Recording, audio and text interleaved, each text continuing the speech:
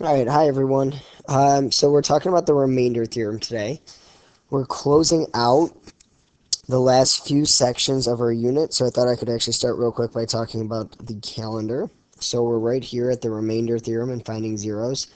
We're actually going to start putting the last couple of days, especially yesterday, together and come back to this idea of factoring and factoring completely. And we're going to actually use synthetic division in order to factor a polynomial completely. Okay. On Monday, we're going to talk about solving polynomials. So we're actually just going to kind of bring it again all together and just talk about all the ways that you can solve, whether it be factoring, whether it be factoring by grouping, whether it be using synthetic division, but being able to solve a polynomial and find all of its solutions. Okay. On Tuesday, we'll do a short lesson and we'll just kind of bring everything together. I did want to make it a lesson instead of just give you guys a review, since it is the first unit and wanted to make sure we pull these units together. Wednesday and Thursday, you have a test review, which I'll pass out the test review on Tuesday, and then Friday, you take your first test. So hopefully, if you have time over the weekend and you have not already, it'd be a really good idea to look back at those quizzes and make sure that you're looking at those mistakes that you're making so that to start next week, you can focus on the test review instead of the quiz. But you want to make sure you're identifying those mistakes. Okay? I'm going to start by going over one synthetic division problem since we're going to need that today. That way, if you were gone or you just to kind of check in, we can kind of make sure we're all on the same page here. So I'm going to use a longer one. I'm going to use number 2. Okay, so when using synthetic division, there we go. Come on. All right, so when using synthetic division, we want to start by using the coefficients. So unlike long division, we don't need to actually write out all the terms. We can just use the coefficients. So if we're dividing by x plus 2, that means that x equals negative 2. So I want to write a negative 2. I'm going to put a box around it. And then I'm going to list out all my coefficients. So my first coefficient is a 2. Notice that there's no x to the third term, so I need a placeholder. So that's a 0. And then negative 6. And then 8, and then 2. Okay, I'm going to draw a line underneath here. And before I continue, I'm going to make sure this is okay. So this is x to the fourth, to the third, to the second, to the first, and my constant. So I know I'm good. Okay. The very first thing that we do is always bring down this first number. So this is a 2. And then I multiply my number inside with this number. So negative 2 times 2 makes this negative 4. I add these together, I get negative 4. And then I just keep repeating this process. So negative 2 times negative 4 is 8. Add them together, I get 2. Multiply, I get negative 4. Add, I get 4. Multiply, I get negative 8. And then add, and I get negative 6. So putting it all together, since I started with an x to the fourth term, synthetic division always knocks my original down by a single polynomial. So instead of this being a 2x to the fourth, it's a 2x to the third minus 4x squared plus 2x plus 4. So notice I have a 3, a 2, a 1, and a 0. And this right here is my remainder. So plus negative 6. And I'm going to divide by that divisor of x plus 2. So I get the exact same answer if I use long division, but obviously this is a lot a lot quicker, and probably a lot easier too. Okay, so let's talk about today's lesson. In today's lesson, we're going to apply the properties of synthetic division into factoring and also into just evaluating. So let's say that as this warm-up, it says to evaluate for f of negative 2. Remember that this looks like f of x, which means that it's telling you that x equals negative 2. So we're evaluating for x equals negative 2. So if I rewrite this, I'm going to say 3 times negative 2 to the third power plus 8 times negative 2 squared plus 5 times negative 2 and then minus 7. Okay, so without a calculator, negative 2 to the third power is negative 8. So this is 3 times negative 8. Negative 2 squared is 4. So this is plus 8 times 4. You probably don't have to do it in this many steps, but 5 times negative 2 is negative 10, and minus 7. Okay. I'm just going to kind of loop back over here. 3 times negative 8 is negative 24. 8 times 4 is 32. I'm going to combine these two. That's minus 17. Okay. Negative 24 plus 32 is, let's see, 6, 8. And 8 minus 17 equals negative 9. So this answer means that I would say that f of negative 2 equals negative 9. So meaning if I substitute a negative 2, my output is negative 9. Okay, now the point of all that is I can obviously do that and I can substitute and evaluate. Sometimes the numbers become a little bit bigger, and it's also just a bigger process that we can actually make a little bit easier. So let's say that we redo the warm-up. Oh, sorry. The remainder theorem up here says that if f of x is divided by x minus k, meaning if it's divided by something, x minus 2, x minus 8, then the remainder r is f of k equals r. Okay? All that's saying is that if I substitute something in, the answer is the remainder. Okay, so let me show you. It's this, number one says, let's redo the warm-up using this theorem. So using synthetic division, evaluate f of x equals, again, notice it's the exact same as up above, for f of x equals negative 2. So same thing. So again, this is saying that x equals negative 2. Okay, so if x equals negative 2, I'm going to put this here. Synthetic division, I use the coefficients. So this is a 3, an 8, a 5, and a negative 7. Notice this is x to the third, to the second, to the first, and my constant, so I'm good. I didn't miss anything. Okay, bring down the 3, multiply, add together, multiply, add together, multiply, add together. And notice that what I'm left with, this is always my remainder. My remainder is negative 9. So again, same thing we set up above. If I have f of negative 2, I get negative 9. So if my input is negative 2, my output is negative 9. All right? So can you substitute in and evaluate like you've always known how to do? Absolutely. However, synthetic division is a lot quicker method. By substituting in the remainder, that's what this is saying over here, right here, that's what that's saying. It's saying that my remainder is my answer. So if I substitute in, k is what I substitute in, r is my remainder. So just like f of x. Okay? So why don't you try number 2 on your own, and then you can check your answer. All right, so let's see. If x equals 5, I'm going to write a 5 here. Notice I'm not doing negative 5. It's telling me that x equals 5. So my coefficients are a 3, a negative 18, a 20, a negative 24. So that's the 4 to the third, to the second, to the first. And then I don't want to forget about my constant, which in this case is 0 since there isn't any. Okay, here's my line. All right, so follow the same steps. Bring down your 3. 5 times 3 is 15. Add them together. Multiply. Add them together. Multiply. Add them together. And then again, I don't want to stop right here. Notice I have a 0, because notice that my answer is going to be different. 5 times 1 is 5. Add together, I get 5. So if I didn't write this 0 in, I would have thought that 1 was my answer.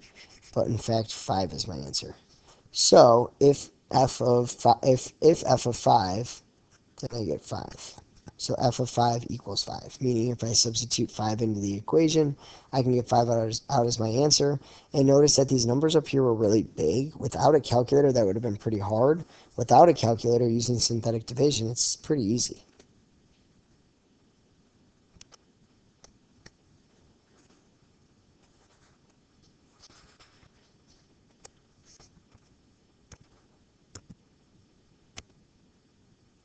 Okay, so number 3 says, if the remainder of f of x squared plus k of x plus 34 divided by x minus 5 is negative 21, what is the value of k? All right, so there's a lot going on here.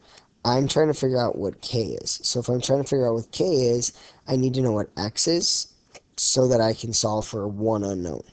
So if this is saying divided by x minus 5, then this is telling me that x equals 5. If it's telling me that the remainder of this divided by this is 21, this is telling me that my remainder is negative 21. So what I can do is I can set up my equation, and I can say, so x is 5, so I'm going to say instead of x squared, I'm going to say 5 squared plus k times 5 plus 34 equals, and again, when I'm substituting that in, I'm going to get my remainder, which is negative 21. And notice that I've created an equation where I've substituted my x value, 5 and 5, into my equation, set it equal to my remainder, and now I have one unknown. Okay, so 5 squared is 25 plus 5k plus 34 equals negative 21. Add together my constants, I get 5k plus 59 equals negative 21. Subtract 59, I get negative 80. Divide by 5, I get that k equals negative 16. So what is the value of k? K is negative 16. Alright? Try it again. Okay, now if you kind of get this, why don't you try number 4, pause it, see about your answer, or you can watch me if you're a little bit unsure. So again, if we're saying that we're going to take this and divide by x plus 3, then that means that x equals negative 3. And if we're saying that this is negative 19, then that means that this is saying my remainder is negative 19. Okay? So I can substitute in. I know my x and I know what this is equal to. So I have negative 3 squared plus k times x, which is negative 3, minus 10, which gives me my answer, or my remainder, of negative 19. Okay? So negative 3 squared is 9, and I'm actually going to add these two things together. So negative 3 squared is 9. 9 minus 10 is negative 1. So I get negative 1 minus 3k equals negative 19. And you guys should be doing this without a calculator. Add 1 to both sides. Add 1, I get negative 18. Divide both sides by negative 3. And I get that k is 6. Alright, pretty cool. Alright. Now, besides using synthetic division to substitute, and besides using synthetic division to solve for that unknown value of k, I can also factor completely. So this is saying the factor theorem. It says if f of x is divided by x minus k, which again, like x minus 3, x plus 5, something like that. And when you divide, you get that remainder of 0. So that's what this is saying. If you do this and you get that this equals 0, meaning there is no remainder, then this is a factor of f of x. And that's what we talked about the other day when we were doing long division, and we kept saying, hey, look, we're getting a remainder of 0. That means that this is the divisor is a factor, and it means that that's where it would hit on the x-axis. Okay? So that's what this is trying to say. So write this down. Okay, so what that's saying is if you get a remainder of 0, sorry, that should say n, then, oh, sorry, nope, I meant though. So if you have a remainder of 0, the divisor is a factor, meaning it is a solution. Okay, so let's apply that. Number 5 says to factor f of x completely.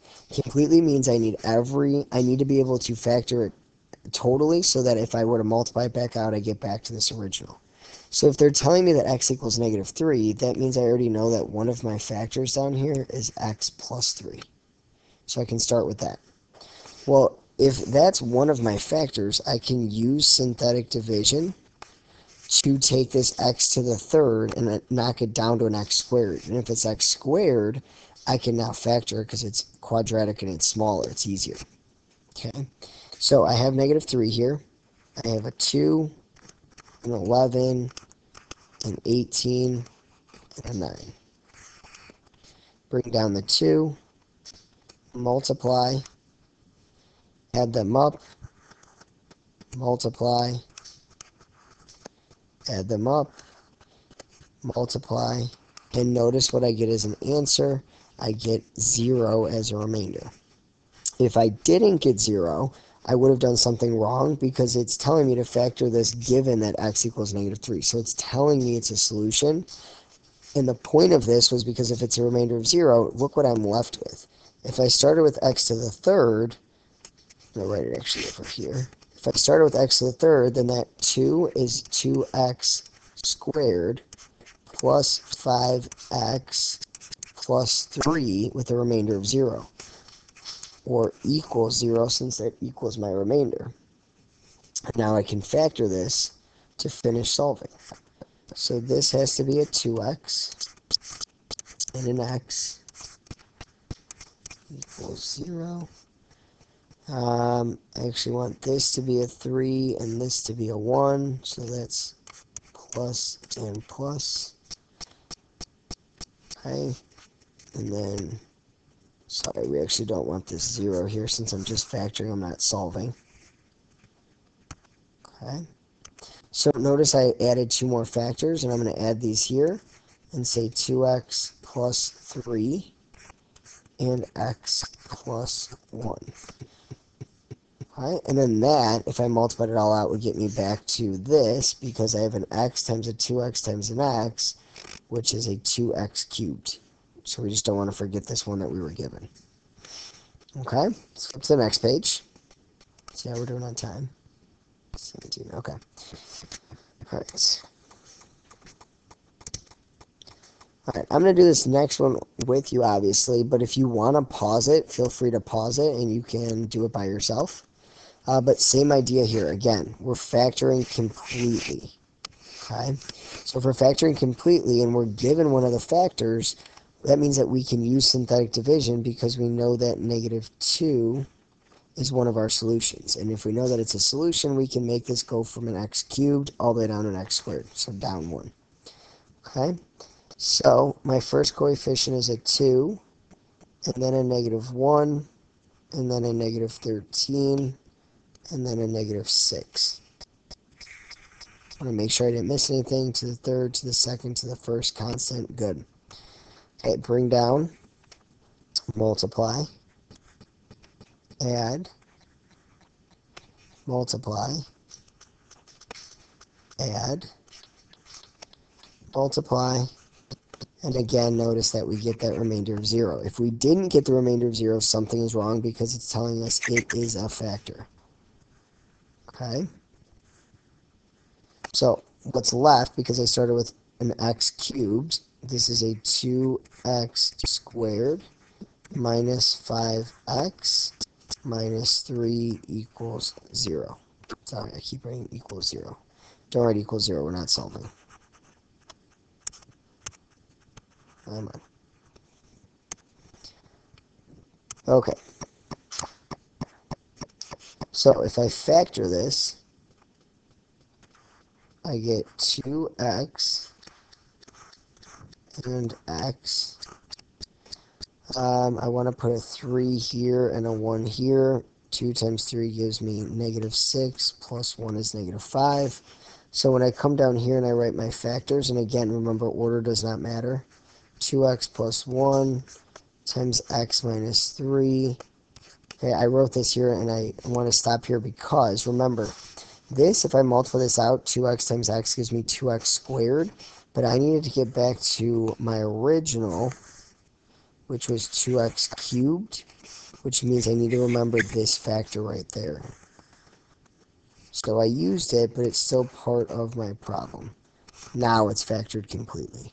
Everything's simplified. It gets me back to my original. Okay? Alright, at this point, you should be able to do the next one.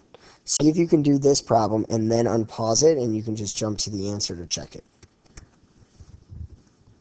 Okay. So notice that this factor is written a little bit differently. I'm going to write it over here. If you were to solve that, you would have to add 1 and divide by 4.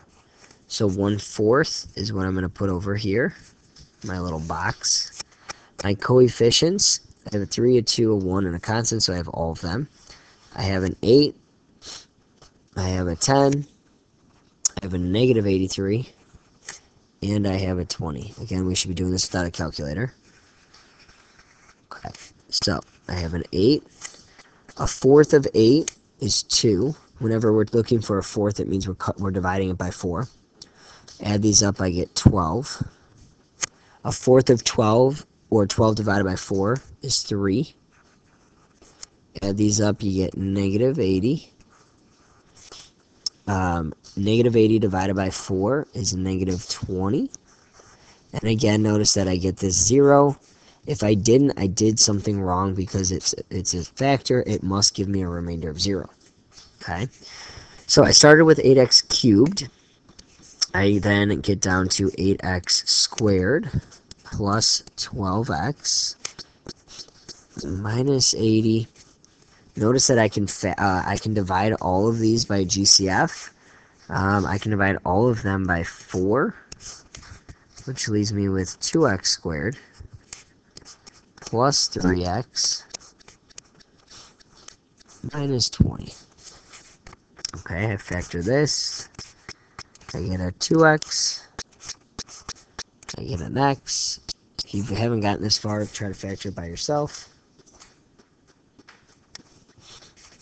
Alright, let's see. Put a 10 here. Can't put a 10 here. 5 and 4.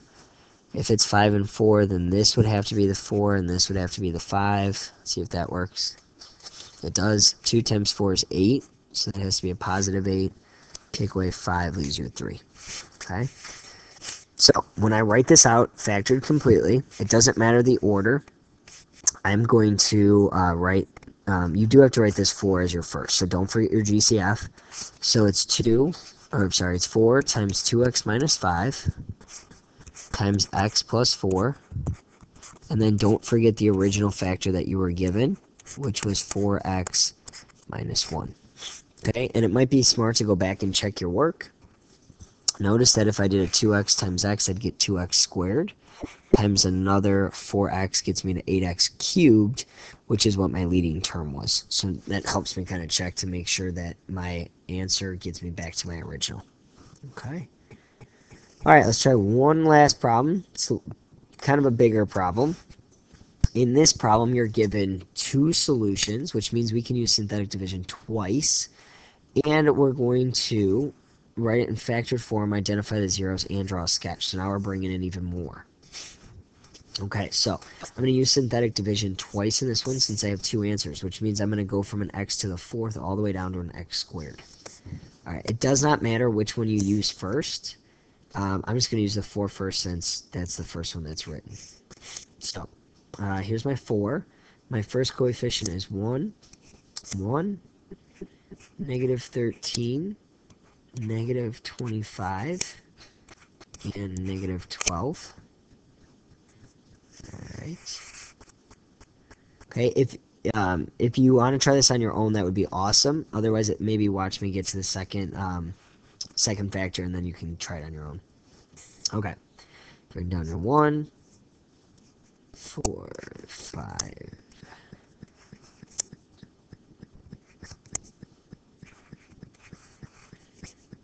Remember, you must get 0 at the end, so that's the great part about this. It's easy to check your work.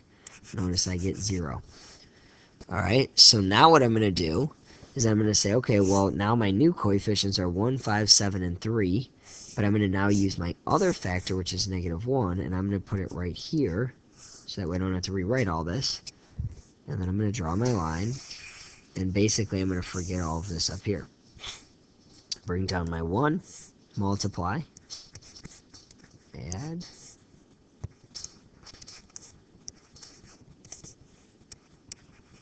And notice that right here I get 0, and that's where I'm stopping. Since up here that was my remainder of 0 and it didn't matter. Okay, if it's too confusing to double stack it like that, you can always just rewrite it twice. Okay, and now again, notice that I started with an x to the 4th up here, which I know is even and is positive coefficient, so it's going to look like a quadratic, but, you know, kind of like this. Okay, so I'm going to rewrite my function, 1x squared, or just x squared, plus 4x plus 3, and I am going to write equals 0 here because I actually do want to solve, since I'm trying to find the zeros. I'm going to stop. Okay, so I factor this. It's a fairly easy one to factor. I have a 3 and I have a 1, plus and plus. So x equals negative 1, x equals negative 3. And I don't want to forget about the factors that I had up above. I used x equals 4, and I used x equals negative 1. So I was given 2 of my 4 zeros, and because of that, I was able to use synthetic division to find my other 2. Okay, so my zeros are negative 1, 0, negative 3, 0, 4, 0, and notice I get to this last one and I realize that I was about to write negative 1 again. I don't need to, and I shouldn't ever write them twice, but I am going to go back and I'm going to draw a line underneath this, or just box it. I'm going to box it because that means that that is a double, or it's going to bounce, so it's twice. So I need to make sure that I include that in my sketch. Okay, now this function down here is asking me to write it out factored completely. So I'm going to go back to the beginning, and I'm going to actually write my first 2. It doesn't matter the order. If I have a 4, then that means that I would write that as x minus 4. My other one that I was given was negative 1. So that means x plus 1. And notice I found that solution again, and that happened twice. So you can either write x plus 1 and x plus 1 twice, or you can write x plus 1 squared, but you have to write it twice to show that it did happen twice. Okay, and then my other one is x plus 3. So notice that I have x minus 4 hits this one, x plus 3 hits this one, and the x plus 1 squared hits both of these. Okay, and again, you don't have to write squared, you could just write x plus 1 times x plus 1, but you can't write it once. Okay, again, because x squared times x is x cubed times this x over here, so if I multiply all of them together, I get back to x to the 4th, which was my original problem. Okay, so my sketch is going to look like this. Alright, I'm hitting at, let's see, I'm hitting at 4, 0. You guys might want to try to graph this. This is a good place to pause and try it on your own first. Hitting at negative 3, and then I'm hitting at negative 1, and I'm going to circle it because I'm hitting there twice. Okay, I know that this is even, and I know that it should open up, so if I look back at, this is what it should look like, something like this. Okay, but I know both end behaviors should be going up, and I know I need to bounce, oh my goodness, I know I need to bounce off of that point that I circled. What is going on? Okay. Oh my goodness, what the heck? Alright, so I start up here. Instead of going through the point, I hit bounce back off, and then go through this point right there. Try to actually go through it. Arrows on both ends. So it's an even function, and behavior both goes up. Have my bounce, so I have 2 solutions, 2 solutions, 3, and 4 solutions. Okay, and then again, I just want to highlight that this right here would give me x squared, and this over here would give me x, and this over here would give me x, So if I multiply all all three of these together, I get x times x squared times x, which gives me that x to the fourth, which was what my leading term was raised to. So I know that this is right. If I forgot about that squared, I would just have an x to the third. Okay? So your homework, just like always, is going to look a lot like the same. I just want to highlight a couple things. So you're going to divide these as long as you know that hold on. Okay, sorry about that. Notice that number 1 and number 2 both say divide. You cannot use synthetic division. Okay? It does not say that these are factors, that this is a factor, that this is a factor. So you cannot assume that it equals 0 and then solve. Otherwise, you're assuming that's an answer, and you can't assume that. So since it doesn't tell you that it's a factor, and it just says divide, unfortunately, you have to use long division. So you're going to have to do that for both. Okay? In number 3 and 4, you're going to factor completely. You're going to be given a factor, which is awesome. Then use synthetic division. In 5 and 6, same thing, factor completely, and you're given a factor. You're told it's a factor, so use it to do synthetic division, and then finish factoring, and just make sure that in your answer you factor completely. Okay. In numbers 7 and 8, use synthetic substitution. Okay, don't do this the long way and substitute, and use synthetic substitution. So use what we did in the notes. Number 8 looks like the two problems we did on the front side of our notes, so if you need to, look back at it. And then number 9, number 10, and number 11 are all asking the same thing. Okay, given a solution, so this is telling you that x is 10, so use synthetic division. You can knock this down a degree, and then you can factor what's left. You can identify the zeros and write it in factored form, and then you can draw a sketch. So it is asking you to do a lot, but we're at the end of the unit. We should be able to pull everything together. Okay? Make sure you check your answers. Make sure you guys grade your homework. I'll be back on Monday morning. It's I think our first late arrival. But if you have questions, feel free to come in, like maybe 8:50-ish or something like that, or, even 9 o'clock, and we can go over any questions that you have. Okay? All right. Have a good weekend.